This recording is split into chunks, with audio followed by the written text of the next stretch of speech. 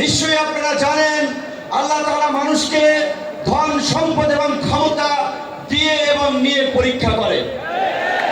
গত 16 বছরে আমাদের কাছ থেকে আল্লাহ তাআলা নিয়েছেন, আমাদের ধৈর্যের পরীক্ষা নিয়েছেন। আমরা সেই পরীক্ষায় উত্তীর্ণ হয়েছি বলেই আমাদেরকে এই রহমতের জুলাই উপহার দিয়েছিলেন। সেই জুলাইয়ে আমরা বাংলাদেশের মানুষের উপরে চেপে থাকা দৈত্য দানবের মতো 16 বছরের ফাঁসিবাদকে পরাজিত করেছি। কিন্তু আমরা ওই যে আপনার হাদিস আছে, বিপদ কেটে গেলে মানুষ উৎফুল্ল হয়, অহংকারী হয়। তাই আমরা দেখতে পাচ্ছি এই গণ অভ্যুত্থানে আমাদের অংশীজনেরা, মজলুমরা আজকে উৎফুল্ল অহংকারী হয়ে জালিম হয়ে উঠছে। তাই আপনাদেরকে মনে করিয়ে দিতে চাই, আমরা যদি সীমা লঙ্ঘন করি, শেখ হাসিনার মতো আল্লাহ পাকও কিন্তু আমাদেরকে ছাড় দিবেন না। আজকের যেই ছাত্র জনতার সংগ্রামের মধ্যে দিয়ে যেই রক্ত এবং প্রাণের বিনিময়ে আমরা ঐতিহাসিক পরিবর্তন পেয়েছি, এই পরিবর্তনকে টেকসই করার জন্য আজকে বাংলাদেশের মানুষ যে শাসনতান্ত্রিক এবং সরকার ব্যবস্থার পরিবর্তনের আওয়াজ উঠিয়েছে, সরকারকে বলতে চাই সেই শাসনতান্ত্রিক ব্যবস্থার মৌলিক পরিবর্তন না করে আপনারা নির্বাচনের দিকে হাঁটবেন না।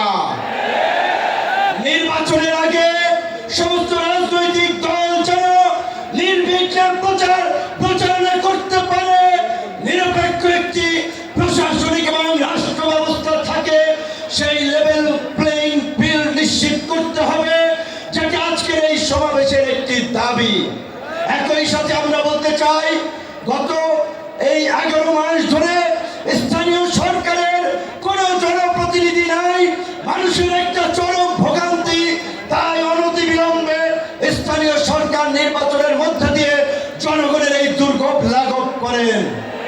আমার ভাই, আমার সহকর্মী, সহযোদ্ধা বন্ধু জাহিদুল ইসলাম বলেছে, আমিও তার সাথে একাত্মতা পোষণ করে বলতে চাই।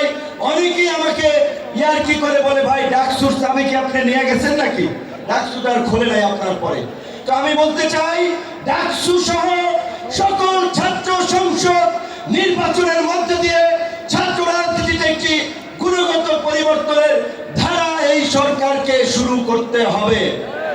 একই সাথে আমাদের এই অঙ্গীকারের বিনিময়ে এই পরিবর্তনকে দীর্ঘস্থায়ী করার জন্য, এই জুলাইয়ের সুফল মানুষের কাছে পৌঁছে দেওয়ার জন্য ঐতিহাসিক যে জুলাই ঘোষণাপত্র এবং যে জুলাই সনদ, আমরা আশা করি সরকার সেটি এই জুলাই মাসে বাস্তবায়ন করবে।